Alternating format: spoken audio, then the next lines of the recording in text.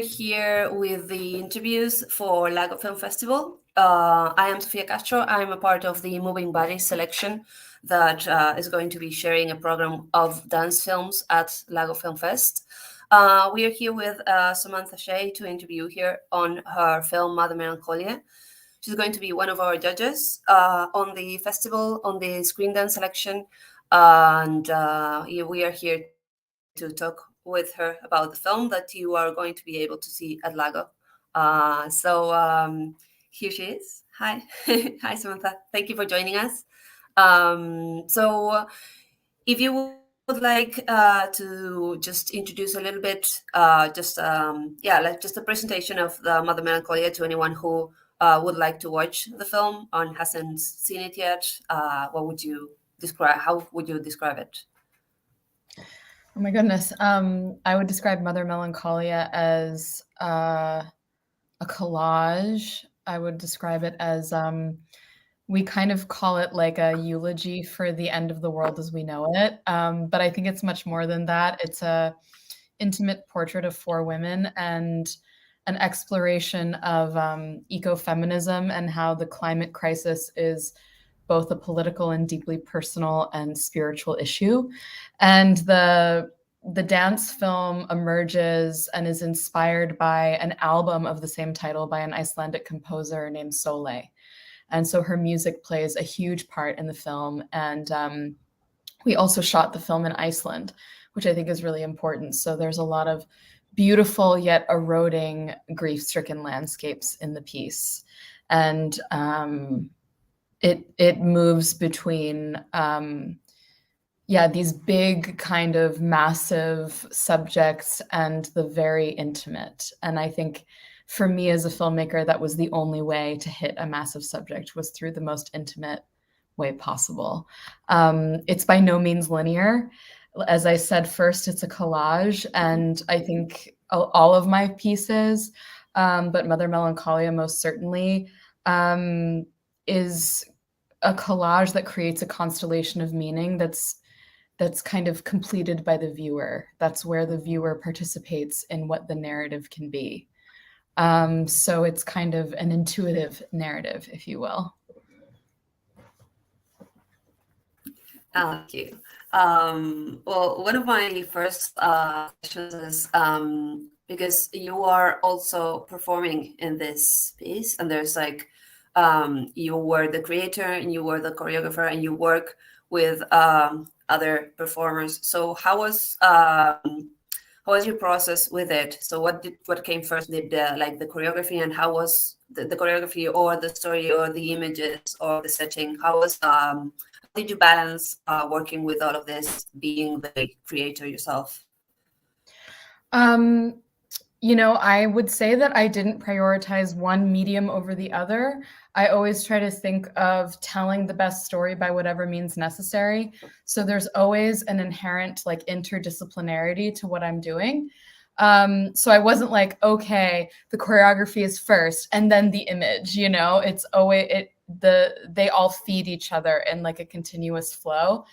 And although it says that I'm the choreographer, all of my pieces are very collaborative, so it's very much about giving performers prompts and ideas and images and impulses and our kind of back and forth. And actually, I think this is like a side subject, but I think very often with dance film or dance film festivals, there's only an option to credit one person, and very often it's a group of people that are creating that material. So I want to name that I think it was very much a collaborative project. As far as myself being in it, that was also a bit unexpected, but one thing that's important about this process is that it was happening during COVID lockdowns. So I was working individually with people on Zoom a lot of the time, and the only person that I got to rehearse with in person over an extended period of time was Barbara Kaufman, who I have this sort of long form duet with throughout the piece. So I was able to work really quite personally with people, and each performer had, I would say, their own unique journey within the project and own kind of dramaturgical trajectory that was very much a one-on-one relationship. And then it was only as a group that we rehearsed the day before the shoot in Iceland. So it was a unique process that we could make it happen during COVID, actually. It was shot July 2021. So we were still pretty tight on travel restrictions and COVID testing and stuff like that. Yeah. Yeah, I can imagine. And like there's a massive there's a massive, like, being a dance film, it's quite a big production in the world of dance films, because like there's a massive crew, and like I think, well, it's appropriate for the size of the film and all the locations and everything. So my second question to you was, do you have or did you have previously, or could you like introduce your process as a filmmaker, and how did you come to dance, especially because there's some, like at Lago we have like a big audience of people who come from like dance, or who are very interested in dance, and there's other people at the festival who are very interested in film as well. And I don't know what you think, but the two seem to be a bit like separated at times, like, you know, that's why also we were very interested in your piece, that, you know, the relationship in creating a new piece that's not one thing or the other is very, very interesting. So how did you come to this world, and what decisions do you think you make in the process of doing a piece that's not one thing or the other? Thank you. I really appreciate that, because I do think sometimes it's either dance or it's film, but there's so much potential that lives within these two things really coming together, especially in terms of composition. Like sometimes we see dance films that are like documentations of something on stage, when like you could actually do so much more. And what's actually amazing is that, so I studied theater actually, but I met a woman named Victoria Sendra when I was in college in like a contact improv class, who was a film video major, and she shot Mother Melancholia. This was 2009 maybe that we met in this class. So I got interested in making films through her. And she was a dancer, is a dancer, has a dance background, and has always been interested in screen dance. And ironically and unironically, I was, you know, a theater major, and then I saw a piece by Pina Bausch and got really interested in dance. And now, of course, I live in Wuppertal and work with people from the company. So it's all these like full circle things. So that is an amazing context. And of course, Victoria's not only, she not only shot Mother Melancholia, but she'll also be in Lago and Beyond the Jury with me of the screen dance section.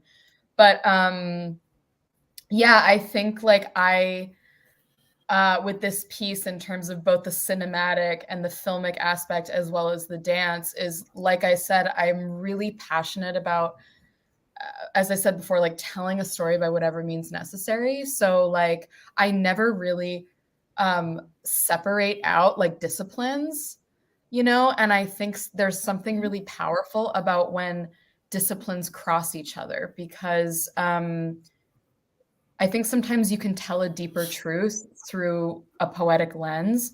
And sometimes when we stick to like something super realistic or super explicit, especially when we're talking about trauma, and I think actually Mother Melancholia is totally about trauma in some regards, it can become, this isn't my phrase, but I don't remember who said it, but like a pornography of suffering.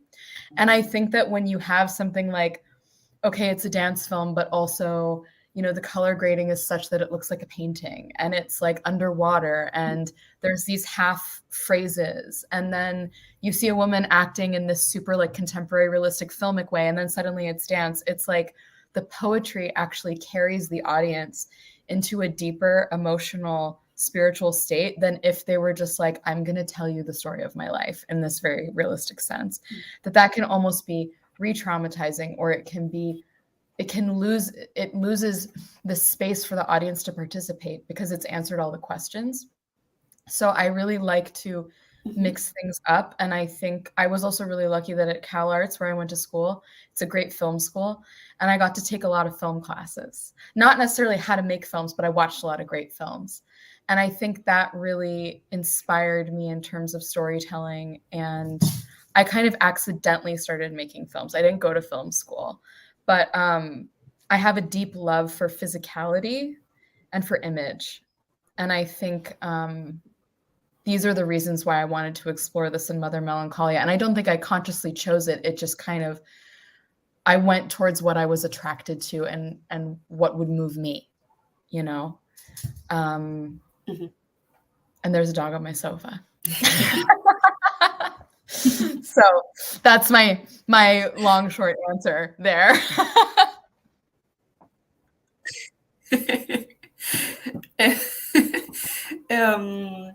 That also moved. So in terms of what you were saying about this being a portrait of this four women and telling the story, so how did you, again, like if you had to like maybe like talk about your process, especially for people who would be interested in like watching the piece and watching more about it, or maybe even making some dance films or that kind of thing. So what were your process of making such an intimate portrait? Because it's, I think I'm guessing like it's very different, as you were saying, and as you watch the film, that's very different watching this kind of like relationship in the screen and with these images and with this settings and this like construction. Also, I can imagine with the process of making the film and like the whole like all the stages that are very different and the film starts changing. Starts changing. So, how was your relationship with this like filmic like portrait of this woman and the story and the testimonies in that whole like process of making a film? And also like maybe how did you like choose to work with your film crew to like like expressing hold those the images? space. I also saw that you had an yes, also you have a like an intimacy coordinator in the credits and like in the so I was very curious about that because I feel like that it is like because of those of how the image is made that it's also very intimate, and so it does reflect that very well. So that was my first my question about that. Yeah.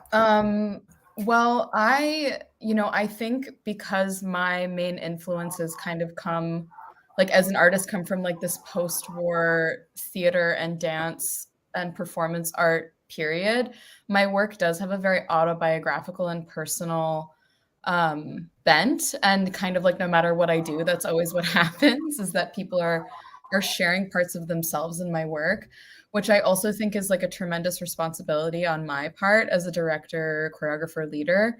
And one of the biggest questions like I ask myself as someone inspired by a generation of artists that was like having a trauma response is like, how do I make autobiographical work and make it like a trauma informed ethical process and consensual process for the people involved? Which is actually the main reason why I had an intimacy coordinator. Like, of course, the film does have nudity, but actually that was not really the center point of the intimacy coordinator, because that particular performer, Brianna O'Mara, very often is performing nude. And actually, the thing she says is nudity is my comfort zone. So, as you see in the film, like she's always taking on and off layers. And that was something we like played with. But we were even asking questions of what is it if someone is super comfortable with nudity in a room? How do we take care of the rest of the room, right? And I also think that each performer was exploring their personal material. So it was important that, first of all, there's not one point of contact who's in charge, that people have different people they can speak to, share their experiences with.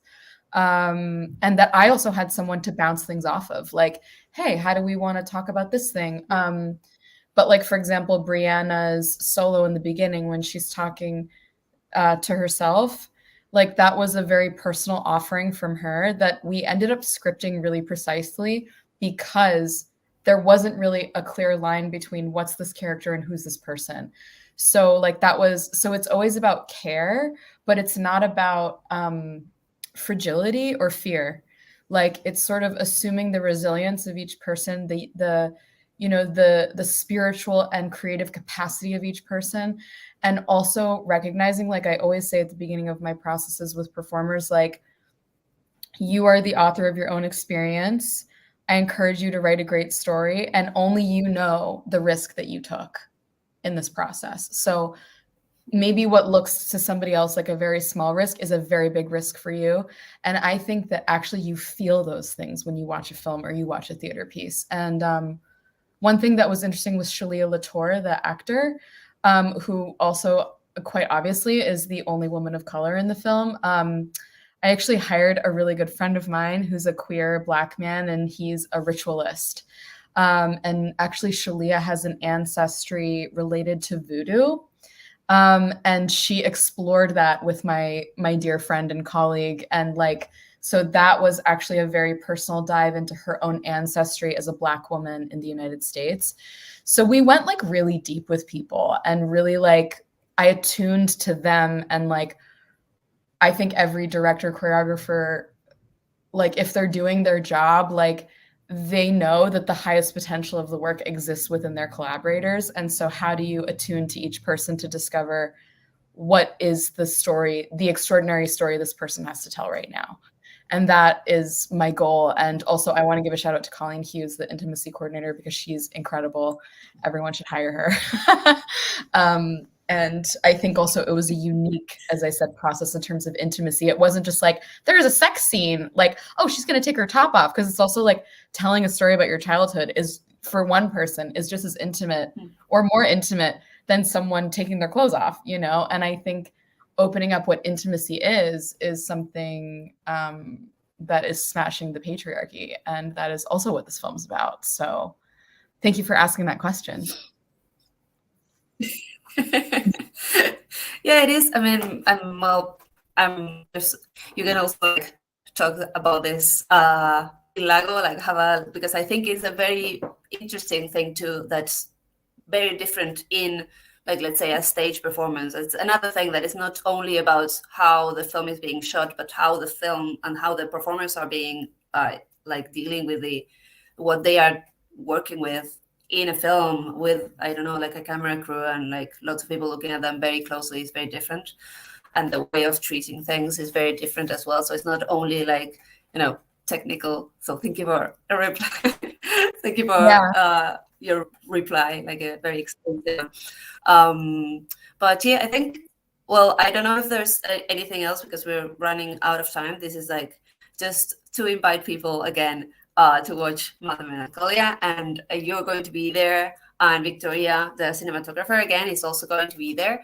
So I don't know if there's anything else you would like to like address about Mother Melancholia to anyone who will be watching it there, or your other work, or anything you would like to just say to anyone. The yeah, no, I would just say come check it out. It's a deep dive. It's beautiful. I'm so excited to see everyone there and to connect around this piece. And this is our first outdoor screening. Like, this is also exciting because the film is so much about nature. So that also feels like it's going to be pretty magical and like epic. So I'm pretty excited. Yes, and you can like go to the dip in the water right after the screening. So oh my God, also do that. If I get too nervous during the screening, I'll just start swimming in the lake, like.